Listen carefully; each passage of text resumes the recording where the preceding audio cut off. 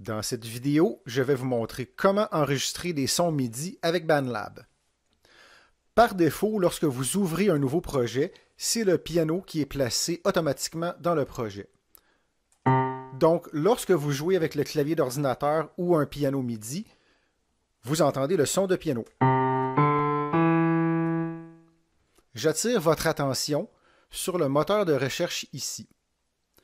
Alors, en haut, dans cette partie-ci, c'est les familles d'instruments.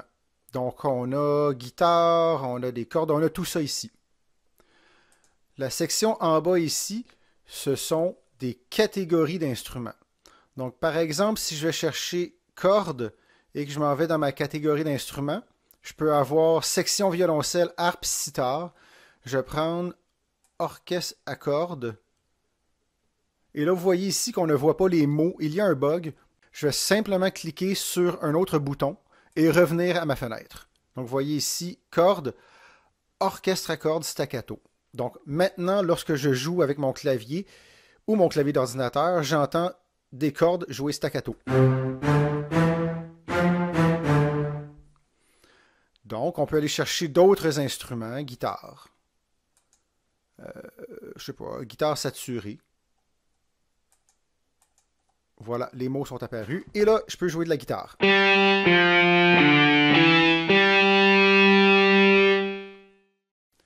C'est toujours l'interface du piano qui est utilisée pour tous les instruments. À une seule exception près, c'est la batterie, où ici, l'interface, c'est vraiment les surfaces de la batterie. Donc, je vais aller chercher Hard Rock, tiens. Kit de batterie, Hard Rock. Ici, j'ai cliqué sur les autres boutons pour pouvoir rafraîchir et voir vraiment les mots, les noms d'instruments que j'utilise. Voici l'interface de la batterie. C'est encore joué avec le clavier d'ordinateur. Alors, il faut bien regarder quelle lettre représente quelle surface. Donc, pour la caisse claire, c'est la lettre F. Et pour la grosse caisse, c'est la lettre S.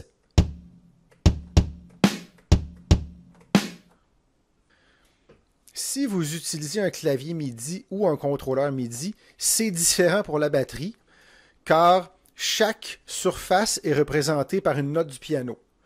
La plupart du temps, la caisse claire et la grosse caisse, ça va être la note Do et Ré. Donc, Do pour la grosse caisse, Ré pour la caisse claire. Si vous jouez et que vous n'entendez pas de son, changez d'octave. Si vous utilisez des pads, eh bien, la plupart du temps, les pads sont déjà configurés. Moi, j'ai un contrôleur où il y a 4 pads. Eh bien, on vient d'entendre les 4 sons de caisse claire, grosse caisse, hi-hat fermé, hi-hat ouvert. Je vais vous montrer comment enregistrer des rythmes de batterie dans une autre vidéo. Mais pour cette vidéo-ci, nous allons seulement faire de la pratique. Donc, le clavier d'ordinateur peut faire le travail. Je suis maintenant de retour avec le son de piano. Maintenant, je vais vous demander de cliquer sur le bouton ici, Éditeur MIDI. Ce que vous trouvez en bas de l'écran s'appelle la fenêtre d'édition MIDI. Toutes les notes MIDI que vous allez enregistrer, peu importe l'instrument, eh bien, les notes vont apparaître dans cette grille. Sur l'axe vertical, nous retrouvons les notes de piano.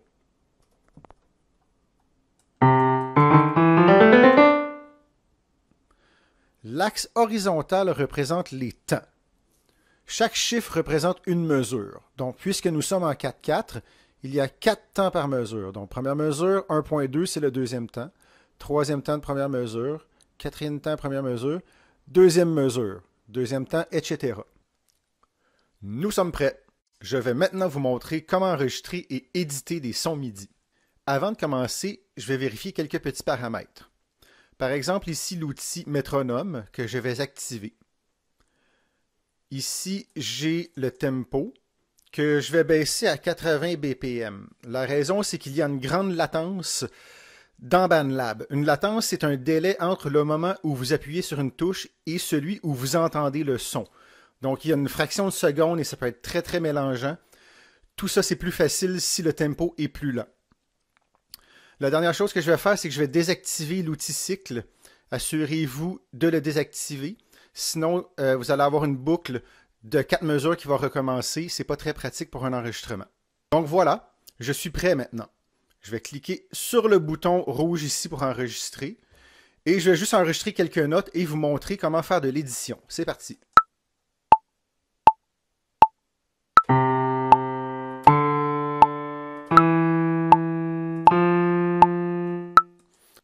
On entend bien la latence ici, puisque quand je touche mon clavier d'ordinateur, le son est entendu une fraction de seconde plus tard.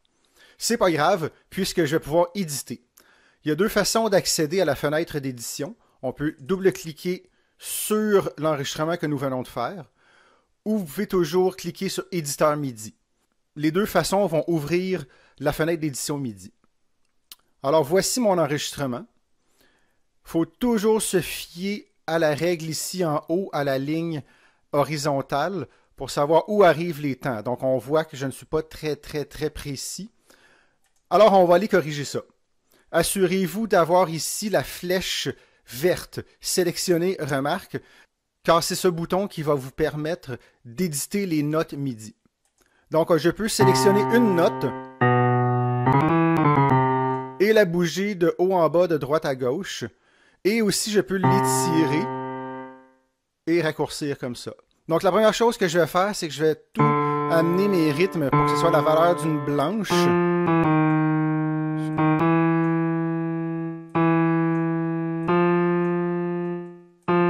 Voilà.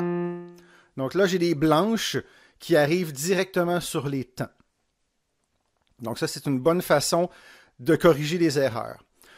Vous pouvez également sélectionner un groupe de notes et faire la même chose. Allonger, raccourcir. Vous pouvez changer de place dans le temps également. Pour d'autres options d'édition, vous pouvez faire un clic à droite.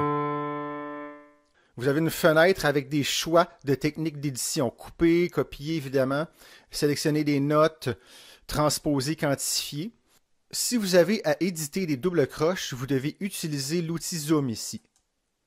Alors là, ici, je viens de subdiviser les temps pour que chaque petit rectangle représente une double croche.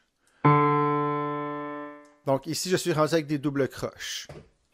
Je vais vous montrer des petits trucs d'édition. J'ai ici une double croche. Je vais faire copier, amener ma barre de lecture ici, coller. Là, c'est écrit Pout. Hein? Vous avez remarqué, c'est écrit Pout. Ça, c'est encore la fameuse traduction Google. Donc, copier. Ici. Pout. Ben oui, c'est collé.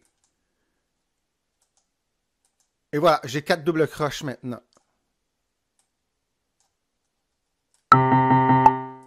OK.